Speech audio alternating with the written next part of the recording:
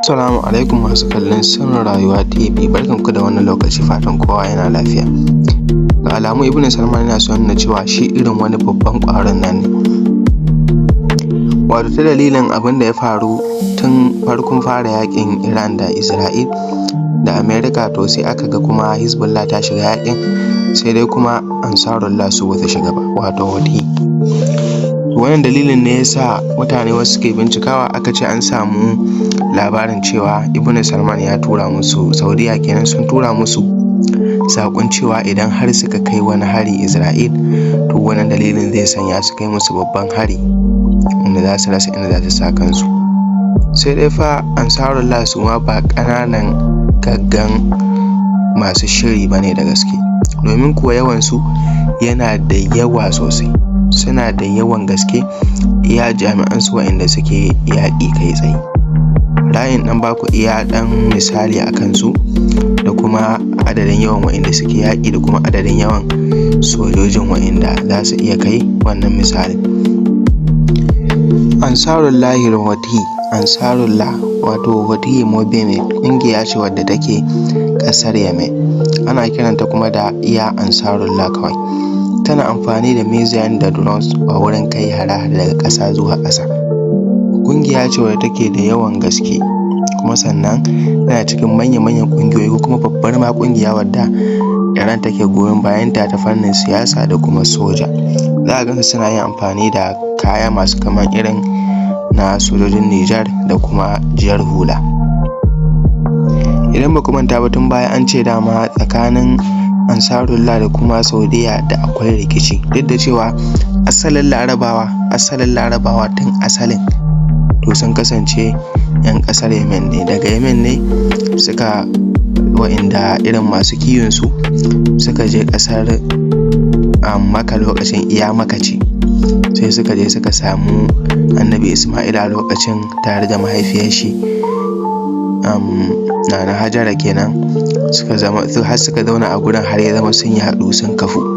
To kuma a wannan lokaci zan iya cewa dai Yemen dai kawai dai ita ce asalin larabawa, duk wani balarabe na asali to daga Yemen yake.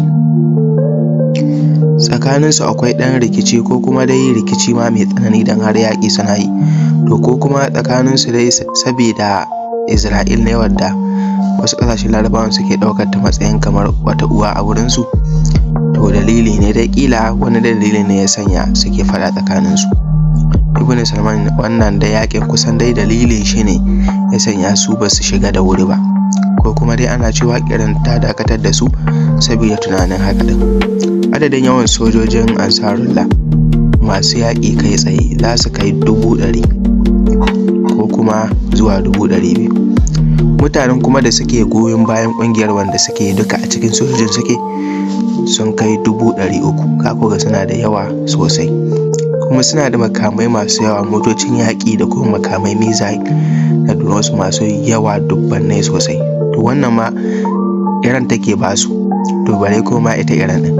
Amma a halin yanzu dai Iran ba ta da dama da su, ba sa karɓar izini daga Iran, amma suna goyon bayan su da a tare suke. Sannan kuma shi kanshi Trump ya san cewa tabbas Ansarullah ba kan wallasa ba ce, domin ko ya taɓa jagorantar kai musu hari da kanshi, kamar shi yake ba da umarni da kanshi ya ce a kai hari can a baya, watannin baya da suka wuce. Amma kuma sai an gama kai hare-haren, gobe sai a ji sun ƙara kai hari Isra'il.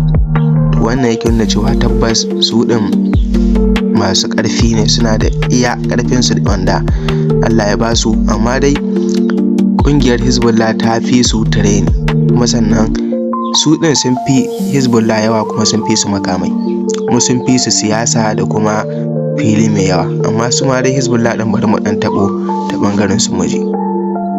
Ƙungiyar Hezbollah ƙungiya ce wanda suke da training sosai, kuma sannan suna cikin manyan ƙungiyoyin da suke adawa da Isra'ila sosan gaske. Kuma sannan ita ma babbar ƙungiya ce wadda take karɓar umarni ma, take karɓar shawarwari da makamai da sauran abubuwa daga Bashar al-Assad, wancan shugaban ƙasar kenan na Syria wanda aka yi kifar da mulkin shi, wanda ake tunanin duk wasu manyan makamai ma na ƙasar Syria a halin yanzu tana hannun Hezbollah. domin kuwa a halin yanzu su sun shiga yaƙin kai tsaye. Wannan ƙungiya ta kasance a ƙasar Lebanon, sannan kuma suna da makamai su ma sosai kuma suna da yawa. Adadinsu zai iya kai adadin waɗanda suke yaƙi kenan kai tsaye suke fitowa a gwabza da su, za su iya kai 45,000 zuwa 60,000. Adadin yawansu kuma zai kai 80,000 zuwa 100,000. Su za a gansu kayansu suna kawai duka da rigan da hula da kuma abun nan wando duka kala ɗaya ne, sai dai su za ka ga suna kamar irin 'yan tawaye wa'inda ake nunawa a matsayin 'yan tawaye a ƙasar Indiya, to kayansu kamar haka suke. A halin yanzu suna cikin yaƙin dumu-dumu, Hezbollah kenan, ana damawa da su kuma suna kai hare-hare a kudancin Isra'ila sosan gaske, sun bambama gurare masu tarin yawa. Da Isra'ila tana mai musu martani kuma sannan tana ƙara jibge sojojinta a bakin iyaka, saboda ka san mutane waɗanda yanzu za ka iya jin su cikin ƙasa, saboda su suna amfani da ƙarfi nasu na jiki, kuma suna da makamai missile da dubbannai ma suna da su na missile da kuma drones na makamai dai masu linzami wanda za su iya aika su inda suke bukata a Isra'ila kenan, da kuma wasu ma sansanin sojoji na kusa da su na Amerika, kamar yadda sun kai hari a wani sansanin sojoji na ƙasar Faransa domin taya Iran yaƙi, kuma sannan su har yanzu suna cikin wannan yaƙin sosai ana yi da su. To kamar da yadda wasu dai bayanan suna bayyana cewa Ansarullah abin da ya hana su shiga wannan yaƙin kamar dai wannan tsoron barazanar ne na ƙasar Saudiya, ko kuma dai Iran ta dakatar da su, ko kuma dai akwai wani dalili da yasa kamar irin ana tunanin yaƙin da suka yi, famar da suka sha da Isra'il, kamar yanda sai da ya zama Hezbollah an yi tattaunawa da su, an dakatar da yaƙi tsakanin su, an yi sulhu da Isra'il sun daina, duk da dai ba su ajiye makamai ba, kamar yadda Na'im Qasim ya faɗa cewa makamansu kamar wani ɓangare na jikinsu ba za su taɓa ajiye makamai ba. Sun dai dakatar da yaƙi amma ba su ajiye makamai ba, sai da ya zama daga Ansarullah ɗin nan kawai sai kuma Hamas su ne kaɗai suke yaƙi da Isra'il. Amerika tana taya Isra'il yaƙi, ana kaiwa Ansarullah hari a Sana'a, Yemen kenan, da wasu wuraren ma da ake zargin su gurin mallakin su ne, ana kai hare-hare, to amma kuma duk ba su dakata ba.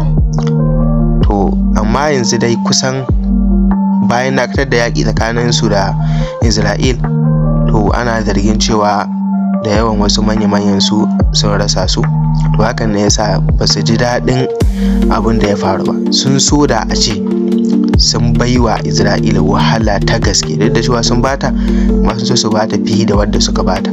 Dalilin da yasa watakila yanzu suna ƙara shirin faɗa ma wa'innan azzaluman ƙasashen, watakila shi yasa dai suka dakata ba su shiga wannan yaƙi ba.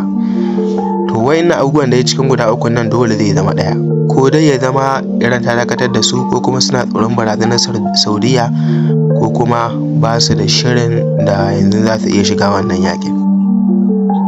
A shirina na gaba zan nuna muku irin makaman da Hezbollah da kuma Ansarullah suke da su, sannan kuma da adadin yawan missile da drones da wa'innan ƙungiyoyin suke da su. Kar ku manta ku danna subscribing, sannan liking da comment da share domin ƙara mana ƙwarin gwiwa. Allah ya samu dace.